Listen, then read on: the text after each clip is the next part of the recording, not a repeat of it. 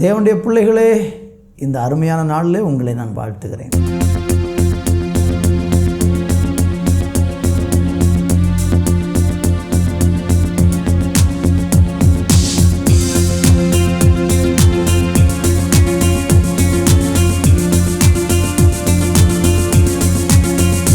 வருவாய் தருணம் இதுவே, அழைக்கிறாரே வல்ல ஆண்டவர் இயேசுவண்டை.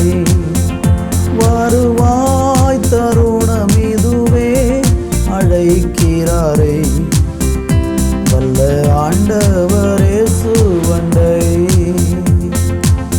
வாழ்நாளே எல்லாம் வீணாளா, வருத்தத்தோடு கழிப்பது ஏன்? வாழ்நாளை எல்லாம் வீணாளா, வருத்தத்தோடு கழிப்பது ஏன்? வந்தவர் பாதம் சரணடைந்தார், வாழ்வித்து உன்னை சேர்த்து கொள்வாய். வருவாய் தருணம் இதுவே, அழைக்கிறாரே வல்ல ஆண்டவர் இயேசுவண்டை. வருவாய் தருணம் இதுவே, அழைக்கிறாரே வல்ல ஆண்டவர் இயேசுவண்டை. கட்டின வீடும் நீலம் பொருளும், கண்டிடும் ஊற்றார் உறவினரும். கட்டின வீடும் நீலம் பொருளும், கண்டிடும் ஊற்றார் உறவினரும். கூடுவிட்டு ஆவி போனா கூட உன்னோடு வருவதில்லை. வருவாய் தருணம் இதுவே, அழைக்கிறாரே நல்ல ஆண்டவர் இயேசுவண்டை. வருவாய் தருணம் இதுவே, அழைக்கிறாரே வல்ல ஆண்டவர் இயேசுவண்டை.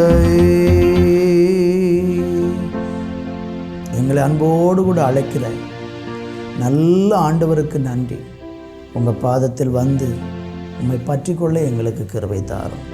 இயேசுவின் நாமத்தில் பிதாவே, ஆமேன், ஆமேன். அன்பான தேவனுடைய பிள்ளைகளே, இந்த நாளிலே நம்ம தியானிப்பதற்கு யோவான் சுவிசேஷம் 21ஆம் அதிகாரம் அதனுடைய 5வது வசனம். இயேசு அவர்களை நோக்கி, பிள்ளைகளே, புசிக்கிறதற்கு ஏதாகிலும் உங்களிடத்தில் உண்டா என்றார். அதற்கு அவர்கள் ஒன்றுமில்லை என்றார்கள். இன்னும் நீங்கள் வேத வசனத்தில் வாசிக்கும்போது ஆண்டவராகிய கர்த்தர் தன்னுடைய சீசர்களுக்கு அவர் செய்த காரியத்தை பாருங்கள். 12வது வசனம். இயேசு அவர்களை நோக்கி, வாருங்கள், போஜனம் பண்ணுங்கள் என்றார். அவரை கர்த்தர் என்று சீசர்கள் அதிகரித்தபடியினால் அவர்கள் ஒருவனும் நீர் யார் என்று கேட்க துணியவில்லை. இந்த வேத பகுதி 21ஆம் அதிகாரத்தை நீங்கள் படித்து பார்த்தீங்கன்னா, இயேசு கிறிஸ்துவோடு கூட 3.5 ஆண்டுகள் அவருடைய அற்புதங்களையும் அதிசயங்களையும் கண்டு அவரை பின்பற்றின அப்போஸ்தலர்கள் தேவனை விட்டு பின்மாற்றம் அடைந்து போகிறதை பார்க்கிறோம். இயேசு கிறிஸ்து சிலுவையில் பாடுபட்டு மரித்து இப்போ அடக்கம் செய்யப்பட்டு விட்டார்.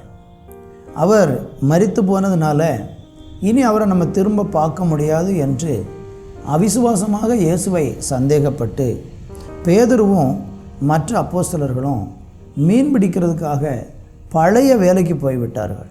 வலையை எடுத்துக்கொண்டு மீன் பிடிக்க போய்விட்டாங்க. ஆனால் ஆண்டவரை இயேசு கிறிஸ்து அவரை விட்டு தூரமாய் போய்விட்டார்கள் என்று சொல்லி அவங்கள புறக்கணித்து தள்ளி விடாமல் அவங்கள தேடி போய் அவங்க இருக்கிற இடத்துல அவங்கள சந்தித்து ஆண்டவர் அவங்கள திருப்புகிற ஒரு சம்பவத்தை இங்கே பார்க்க முடியும்.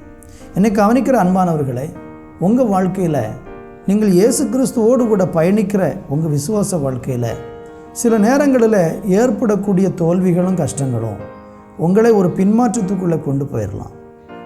சில நேரம் உங்களுக்கு இயேசுவை நம்ப முடியாமல், இயேசு செய்த அற்புதங்களையும் பார்க்க முடியாமல், மனம் ரொம்ப சோர்ந்து போய் நீங்கள் இருக்கிற ஒரு சூழ்நிலையில் இருந்தாலும் உங்களை ஒரு நாள் அந்த பின்மாற்றத்தில் அழிந்து போக விடாமல் திருப்பி கொண்டு வந்து உங்களை மகிழ்விக்க இயேசு விரும்புகிறார். நீங்கள் கவனிச்சிங்கன்னா தெரியும், அவங்கள்ட்ட சாப்பிட்றதுக்கு ஏதாவது இருக்குதான்னு கேட்டவுடனே அவங்க சொல்கிறாங்க, புசிக்கிறது எங்கள்கிட்ட ஒன்றுமே இல்லை அப்படின்னு சொல்கிறார். உடனே ஏசப்பா என்ன சொல்கிறாங்க 6வது வசனத்தில், நீங்கள் படகுக்கு வலதுபுறமாக வலைய போடுங்க, அப்பொழுது உங்களுக்கு அகப்படும் என்றார். அப்படியே அவர்கள் போட்டு திரளான மீன்கள் அகப்பட்டதுனால அதை இழுக்க மாட்டாதிருந்தார்கள் என்று பார்க்கிறோம். அப்போ பெரிய மீன்கள், ஏராளமான மீன்கள் கிடைக்கிறது. 11வது வசனத்தில் படித்தீங்கன்னா 153 பெரிய மீன்களை பிடித்தாங்க, வலை கிளியத்தக்கதாக. இது அவங்க மீனை பிடிச்ச அப்போ தான் கொண்டு வராங்க. ஆனால் ஆண்டவரை இயேசு கிறிஸ்து என்ன செஞ்சார்னா, அவங்க போய் மீன் பிடிச்சு கொண்டிருந்த அந்த சமயத்தில் கரையில் இயேசு என்ன செய்கிறார்? 9வது வசனம், அவர்கள் கரையிலே வந்து இறங்கின போது நெருப்பு போட்டு இருக்கிறதையும் அதன் மேல் மீன் வைத்திருக்கிறதையும் அப்பத்தையும் கண்டார்கள். இவங்க மீனை பிடிச்சி கரைக்கு இப்போ தான் கொண்டு வந்துட்டுருக்குறாங்க. ஆனால் அதுக்கு முன்னே இங்கே இயேசு கிறிஸ்து என்ன பண்ணிட்டார்னா, அப்பமும் மீனும் அவங்களுக்கு ரெடியாக வச்சுருக்கிறார். நம்ம அப்படி செய்வோமா? ஒரு நாள் செய்ய மாட்டோம். நன்றி இல்லாமல் நம்மளை விட்டு போன இந்த சீசர்களை எதுக்கு திருப்பணும்? அங்கே போயிட்டு போகிறாங்க.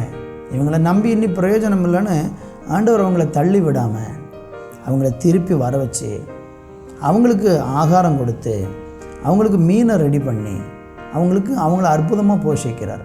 அதில் ஒரு ஆச்சரியம் என்னென்னா, இந்த இயேசு கிறிஸ்து கரையில் தானே நின்று கொண்டிருந்தார். அவருக்கு பொரிக்கிறதுக்கு மீன் எங்கேருந்து கிடைத்தது? கரிநெருப்பில் போட்டிருக்கிற அந்த மீன் அவருக்கு எங்கேருந்து கிடைச்சது? அதுதான் ஆச்சரியம். அவருக்கு ஒன்றும் இல்லாமல் இவங்க மீனை தேடி கடலுக்கு போனாங்க. ஆனால் இயேசு கரையிலே அவர் மீன் வச்சுருந்தார். அந்த மீன் அவருக்கு எப்படி கிடைச்சதுன்னா, இதெல்லாம் தேவனுடைய அற்புதமான கிரியை. அவருக்கு ஒன்று கிடைக்கிறதுக்கு ஒன்று தேவையில்லை.